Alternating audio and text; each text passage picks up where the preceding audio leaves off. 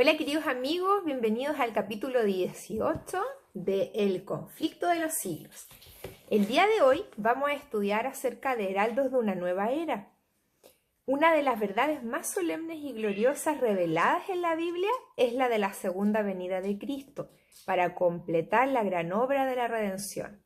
La doctrina del segundo advenimiento es verdaderamente la nota tónica de las Sagradas Escrituras. En muchas personas les gusta quizás una línea de pensamiento teológico en la Biblia. Hay algunos que les gusta el tema de la justificación, otros de la santificación. Hay muchas personas que tienen diversos gustos, pero la hermana White, profeta verdadera, dice claramente que la nota tónica de las Sagradas Escrituras es la doctrina del segundo advenimiento. Es que es lógico, porque si uno como cristiano ama tanto a Jesús, lo único que quiere es que regrese. Por lo tanto, su regreso es la mayor esperanza del cristiano. Piensa tú estás enamorada de alguien, esa persona se fue al extranjero por varios años. ¿Cómo estarías tú si con el amor que le tienes a esa persona sabes que va a volver, por ejemplo, en un año? Es lo mismo, o sea, con el amor que le tenemos al Señor Jesús, saber cuándo va a retornar es lo máximo. Es súper importante entender que podemos saber el mes y el año. Yo lo he repetido muchas veces. Recuerden que el versículo en la Biblia dice que no podemos saber día y hora, pero sí podemos saber mes y año. Y la misma Biblia nos habla desde Génesis 1:1. Eso lo he explicado un montón de veces, así que tienes que revisar otro material para ir a esos conceptos bíblicos. Parte de ese material está en el video titulado en este canal como Santiago 2. Ahí puedes ver bastante información. Y si quieres más de las 1000 evidencias que hay respecto a eso, al mes y año del retorno de Cristo, tienes que ver los videos de Víctor San Vicens, que son como 500 videos respecto al tema. Hay más de 1000 evidencias que te da él respecto a que podemos saber el mes y el año. Bueno, a Enoc, séptimo descendiente de los que moraran en el Edén y quien por 3 siglos caminase con su Dios en la tierra, se le permitió contemplar desde lejos la venida del Libertador. Eso sale en Judas 14:15. ¿Sabes tú que Enoc, interesante, séptimo después de Adán? Los números siempre en la Biblia nos quieren decir algo, no están ahí por azar. Ayer en la escuela sabática del ministerio, o sea, esa escuela sabática es antigua, el sábado pasado, del Ministerio Cuarto Ángel, me la volví a escuchar porque ellos a veces dan tanta información que a mí me gusta repasarlo para que se me quede. Ahí el hermano Javier de Argentina decía algo súper interesante, que Betsabé, su nombre significa la séptima hija. David era el séptimo hijo. El hijo que perdieron fruto del pecado era el séptimo hijo. Y hay un versículo en la Biblia que dice que va a restaurar el templo de David, y David no tuvo templo. Entonces, todos esos simbolismos apuntaban a una enseñanza maravillosa, y si la quieres aprender tienes que ir a ver el video de la escuela sabática del sábado pasado. Ahí te dejo con esa inquietud, para que te des cuenta que todos los números de la Biblia tienen un significado. Enoc era profeta. Enoc es este hombre que tuvo un hijo que se llamaba Matusalén, y cuando tuvo a Matusalén, comprendió lo que significaba de verdad amar a Dios y caminó con Dios, y Dios se lo llevó al cielo. Pero fue profeta. Antes de que Dios se lo llevara al cielo, Enoc pudo predicar a todos los antediluvianos, y muchos fueron salvos gracias a su predicación. Obviamente murieron antes del diluvio, pero fueron salvos. Así que no creamos que la obra misionera fue un total fracaso porque solo 8 personas se salvaron en el diluvio, porque muchas personas se salvaron y murieron antes del diluvio salvas, y van a resucitar cuando Cristo venga por segunda vez en el 2031, porque esas personas murieron en Jesús y gracias a la predicación de Enoc. Escuchaba también ayer el bautismo que tuvo el hermano Víctor allá en España, y hizo un tema muy bonito de apenas 37 minutos, y él hablaba que uno de verdad es cristiano cuando le habla a otros de Jesús. Ahí uno puede ocupar el nombre cristiano. La obra misionera es muy importante y no debe dejar de hacerse. El enemigo siempre tratará de minar nuestro trabajo y de hacernos daño, pero no podemos dejar que las dificultades de la vida estorben en el avance de la obra. Yo me recuerdo de mi abuelo, que está descansando en estos momentos. Él murió hace muy poquito. Ya, bueno, se cumplió un año de su muerte. Mi abuelo fue un hombre tan misionero. Él tenía muchas enfermedades porque lamentablemente no practicaba la reforma pro salud y comía carne, nunca cuidó su salud. Pero a pesar de ello, Dios siempre le dio más de lo que él merecía. Él tenía diabetes, hipotiroidismo, cáncer, tenía titanio en todas las partes del cuerpo prácticamente, porque él se enfermaba la rodilla, se ponía rodillas de titanio. Tenía ahí el cuerpo, parecía más titanio que hueso. Y él así hacía la obra misionera. Abuelito, iba al sur a caballo, le entregaba ropa a la gente, siempre iba cargado al sur para ayudar, haciendo la obra misionera, con la Biblia en la mano. Un hombre impresionante. Su carácter va a seguir siendo trabajado los 1000 años en el cielo, porque él murió imperfecto, pero yo estoy segura que se salvó.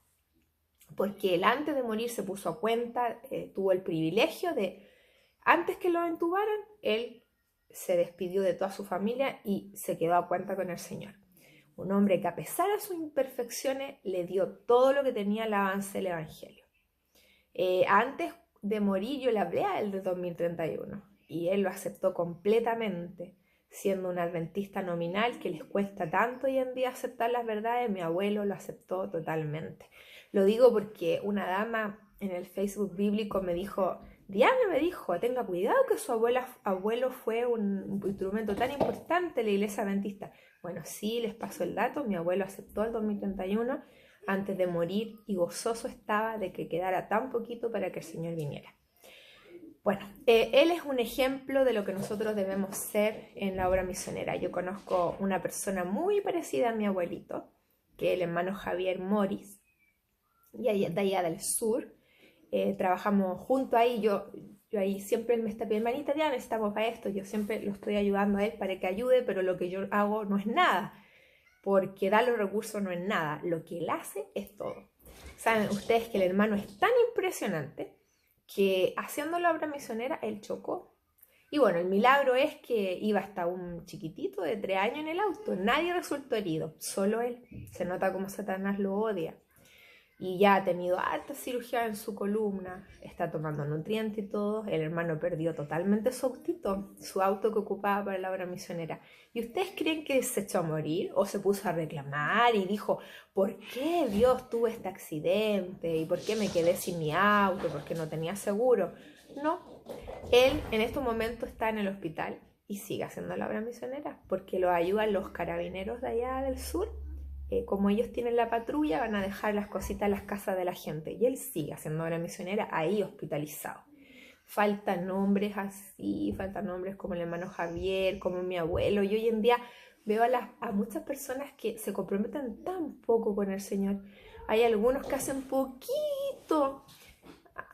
Hay algunos que, ay no, hermana Diana, yo me voy a quedar con este ministerio nomás. No voy a seguir acá, no voy a seguir acá. Como que fuera tanto que el Señor les pide. Y bueno, y hay personas como mi abuelo y como el hermano Javier que lo dan todo por la causa. Bueno, el Señor es el que mira, grande recompensa tendrán en el reino de los cielos, pero sin duda son personas muy dignas de admirar. Por lo menos yo los admiro enormemente. La venida del Señor ha sido en todo tiempo la esperanza de sus verdaderos seguidores. Entonces los muertos en Cristo resucitarían y juntamente con los vivos serían arrebatados para recibir a Cristo en el aire. Y dijo, así estaremos siempre con el Señor, consolados pues los unos a los otros con estas palabras. Tito 2:13 y 1 Tesalonicenses 4:16 y 18. La profecía no solo predecían cómo se produciría la venida de Cristo y su objetivo, sino también las señales por medio de las cuales los hombres sabrían que estarían cerca. Jesús dijo, habrá señales en el sol, en la luna y en las estrellas. El sol se oscurecerá y la luna no dará su resplandor, y las estrellas caerán del cielo y las potencias que están en los cielos serán conmovidas. Entonces verán al Hijo del Hombre que vendrá en las nubes con gran poder y gloria. El revelador describe así la primera de las señales que iban a preceder el segundo advenimiento. Hubo un gran terremoto y el sol se puso negro como tela de silicio y la luna se volvió toda como sangre. Apocalipsis 6:12, Lucas 21:25, Marcos 13:24 al 26. Estas señales se vieron antes de principios del siglo XIX. En cumplimiento de esta profecía, en 1755 ocurrió el más terrible terremoto que se registrara alguna vez. Aunque comúnmente se lo conoce como el terremoto de Lisboa, se extendió por la mayor parte de Europa, África y América. Se sintió en Groenlandia, en las Antillas, en las Islas Madeira, Noruega, Suecia, Gran Bretaña e Irlanda. Abarcó por lo menos 10 millones de kilómetros cuadrados. La conmoción fue tan violenta en África como en Europa. Gran parte de Argel fue destruida y a corta distancia de Marruecos un pueblo de 8 a 10.000 habitantes desapareció en el abismo. Una ola formidable barrió las costas de España y África, sumergió ciudades y causó gran destrucción. Fue en España y Portugal donde la sacudida alcanzó su mayor violencia. Se dice que en Cádiz la oleada alcanzó 19 metros de altura. Algunas de las montañas más importantes de Portugal fueron sacudidas impetuosamente a sus cimientos y algunas de ellas se abrieron en sus cumbres, que quedaron partidas de un modo asombroso, en tanto que enormes trozos de roca se desprendieron sobre los valles adyacentes. Se dice que de esas montañas salían llamaradas de fuego.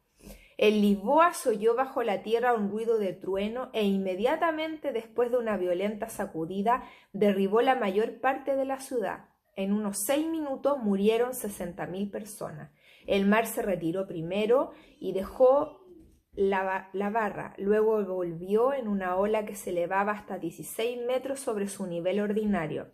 Entre los sucesos extraordinarios ocurridos en Lisboa, durante la catástrofe se cuenta la sumersión del nuevo malecón, construido completamente de mármol y con ingente gasto. Un gran gentío se había reunido allí en busca de un sitio fuera del alcance del derrumbe general, pero de pronto el muelle se hundió con todo el gentío que lo llenaba y ni uno de los cadáveres salió jamás a la superficie. La sacudida del terremoto fue seguida instantáneamente del hundimiento de todas las iglesias y conventos, de casi todos los grandes edificios públicos y más de la cuarta parte de las casas. Unas 2 horas después estallaron en diferentes barrios incendios que se propagaron con tal violencia durante casi 3 días hasta que la ciudad quedó completamente destruida. El terremoto sobrevino en un día de fiesta, cuando las iglesias y conventos estaban llenos de gentes y escaparon muy pocas personas. Las madres se olvidaban de sus hijos y corrían de aquí para allá con crucifijos en las manos. 90.000 personas perdieron la vida en ese aciago día. 25 años después apareció la siguiente señal mencionada en la profecía, el oscurecimiento del sol y la luna. En su conversación con los discípulos en el Monte de los Olivos, después de describir el largo periodo de prueba para la Iglesia, los 1260 años de persecución papal, y acerca de los cuales él había prometido que su tribulación sería acortada. Vuelvo a repetir acá, hay un pastor en la Iglesia Adventista llamado David Gates, que cuando se le preguntó si Jesús venía al 2031, dijo que él creía que no, porque había una profecía que decía que los días serían acortados por amor a lo escogido. Él dice que va a venir antes Jesús. Señor Gates, le digo que usted está tremendamente equivocado y una vez más está poniendo su cosecha en vez de lo que dice la hermana Juá y la Biblia. Porque la página 351 del libro Conflicto de los siglos, capítulo 18, Heraldo de una nueva era, dice claramente que esa profecía se cumplió cuando en la persecución papal tenía que terminar en 1798, los 1260 años, terminó antes, 3 años y medio antes. Ahí se cumplió esa profecía. No lo digo yo, señor Gates, lo dice el Espíritu de Profecía, en el cual usted dice creer y le agrega cosas para no variar que no están en el Espíritu de Profecía ni en la Biblia.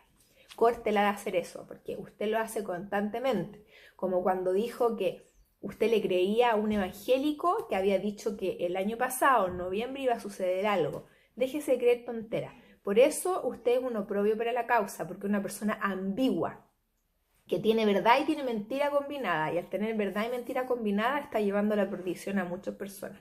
Nadie le desmerece su obra, es un hombre que hace mucho por varias personas, ayuda a los pobres, atiende parto, es una personalidad muy encantadora, pero el Vaticano también hace cosas así, los católicos también hacen cosas así, y recordemos que la Iglesia Católica, el papado es la bestia, de Apocalipsis 13, la Gran Babilonia, de Apocalipsis 18, así que tiene que haber una separación muy grande entre Dios y Satanás, y usted está al medio. Recuerde que la Iglesia de la Odisea claramente dice que por ser tibio te vomitaré la boca. Ojalá fuese frío o caliente, dice el Señor Jesús. Así que ojo con eso, señor Gates, porque esas cosas que usted hace repetitivamente es una vergüenza para la causa.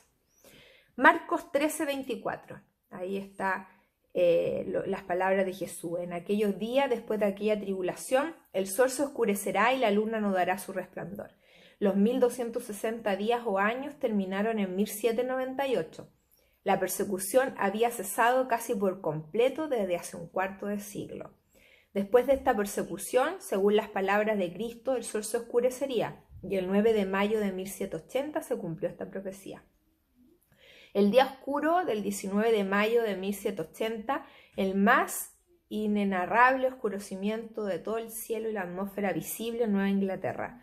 Por la mañana el sol salió despejado, pero pronto se nubló. Las nubes fueron espesándose y del seno de la ominosa oscuridad que ostentaba refulgieron relámpagos, se oyeron truenos y cayó un leve aguacero. A eso de las 9, las nubes se atenuaron y al asumir un tinte bronceado cobrizo, demudaron el aspecto del suelo. La roca, los árboles, el agua y las personas al punto que no parecían ser de nuestra tierra. Pocos minutos más tarde, un denso nubarrón negro se extendió por todo el firmamento y dejó tan solo un estrecho borde en el horizonte, e hizo tan oscuro el día como suele serlo en verano a las 9 de la noche. El carpintero dejaba sus herramientas, el herrero su fragua, el comerciante su mostrador. Los niños eran despedidos de la escuela y huían a sus casas temblando. Las aves domésticas volvieron a sus gallineros y corrales y se dispusieron a dormir. El ganado reunido en su encierro mugía. Las ranas croaban, los pájaros cantaban sus melodías vespertinas y los murciélagos revoloteaban. Solo el hombre sabía que no había llegado la noche. La extensión de esa oscuridad fue extraordinaria. Se la observó al este hasta Falmouth y al oeste hasta la parte más lejana del estado de Connecticut y en la ciudad de Albany. Hacia el sur fue observada a lo largo de toda la costa y por el norte lo fue hasta donde se extendían las colonias norteamericanas. La oscuridad de la noche no fue menos extraña y terrorífica que la del día. Por no obstante ser casi tiempo de luna llena, ningún objeto se distinguía sin la ayuda de luz artificial. El 19 de mayo de 1780 figura en la historia como el día oscuro. La descripción que de este evento han hecho los historiadores no es más que un eco de las palabras del Señor expresadas por el profeta Joel 2500 años antes de su cumplimiento. El sol se convertirá en tiniebla y la luna en sangre, antes que venga el día grande y espantoso de Jehová. Joel 2:31. Cuando el Salvador dirigió la atención de sus seguidores hacia las señales de su regreso, predijo el estado de apostasía que existiría precisamente antes de su segundo advenimiento. Habría, como los días de Noé, actividad y agitación en los negocios mundanos y la búsqueda de placeres, comprar, vender, sembrar, edificar, casarse y darse en matrimonio, olvidándose entre tanto de Dios y de la vida futura. La condición de la iglesia en este tiempo está descrita en las palabras del Salvador en Apocalipsis. Si no vela, vendré como ti como ladrón y no sabrás a qué hora vendré. Eso sale en Apocalipsis 3, 1 al 3.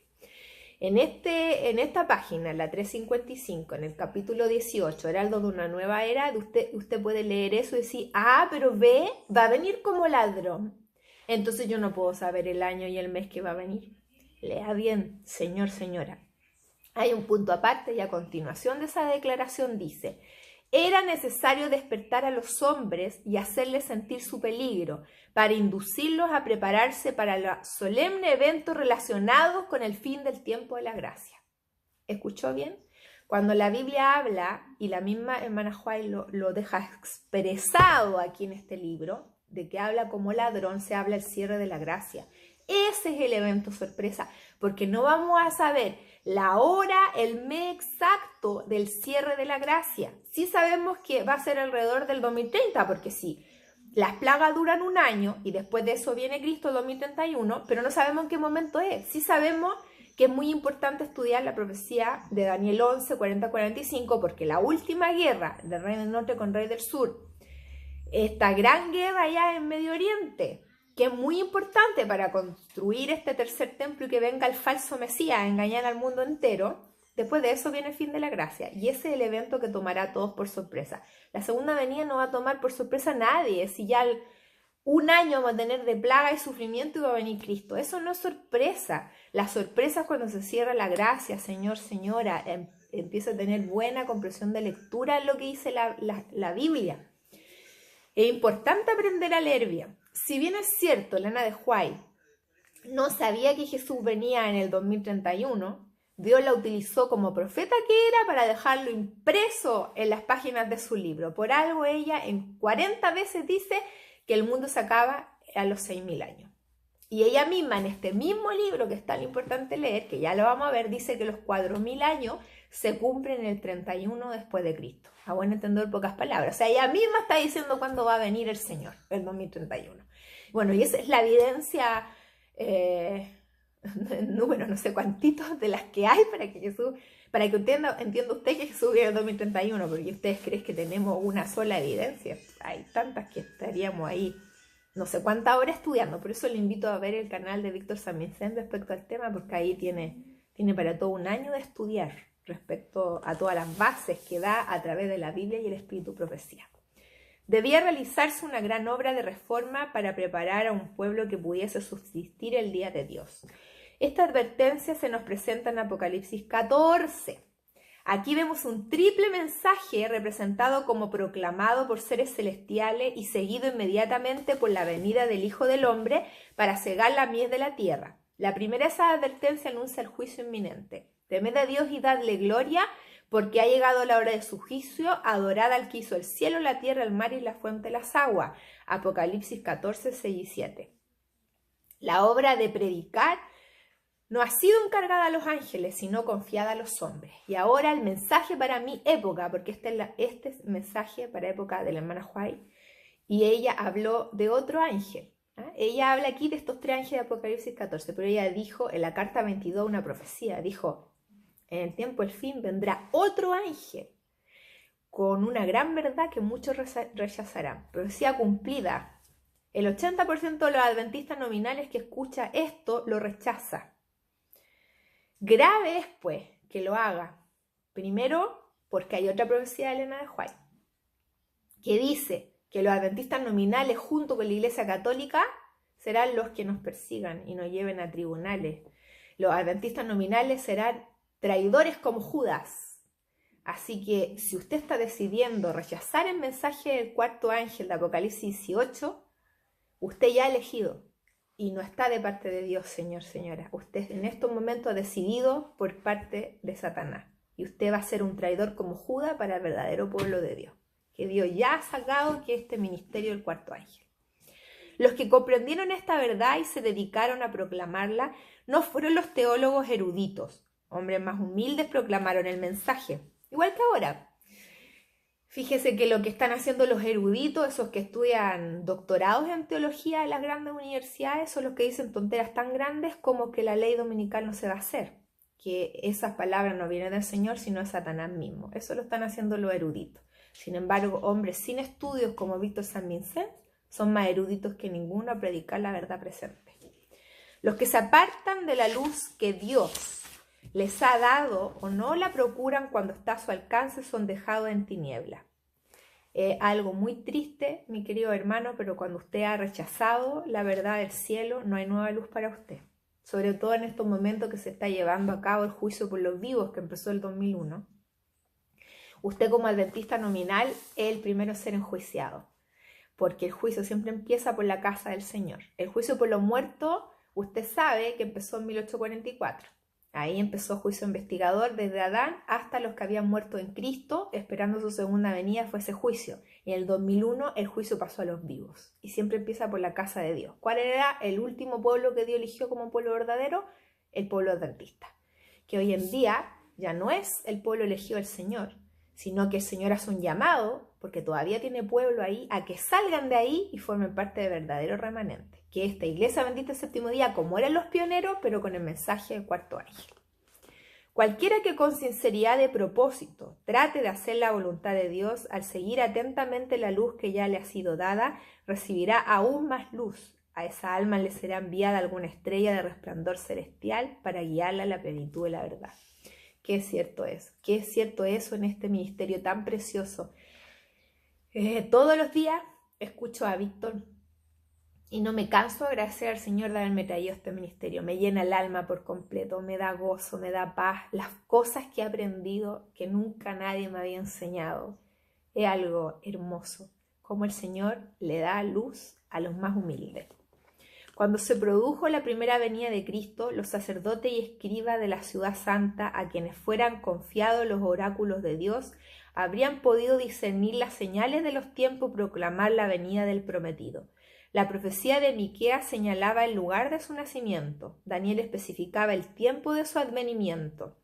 Dios había encomendado estas profecías a los dirigentes de Israel. No tenían excusa por no saber que el Mesías estaba a punto de llegar y por no habérselo dicho a la gente. Su ignorancia era el resultado del descuido pecaminoso. Fueron escogidos ángeles para llevar las buenas nuevas a los que estaban preparados para recibirla y quienes gozosos le darían a conocer a los habitantes de la tierra. No hay evidencia de que se espera a Cristo ni preparativos por el príncipe de la vida. Asombrado, el mensajero celestial está a punto de regresar al cielo con la vergonzosa noticia, cuando descubre a un grupo de pastores que están cuidando su rebaño durante la noche y que al contemplar el cielo estrellado meditan en la profecía de un Mesías que debe venir a la tierra y anhela el advenimiento del Redentor del mundo. Aquí tenemos a un grupo de seres humanos preparados para recibir el mensaje celestial. ¿Cómo nos advierte a que tengamos cuidado, no sea que por nuestra criminal indiferencia nosotros también fallemos en discernir las señales de los tiempos y por tanto no conozcamos el día de nuestra visitación?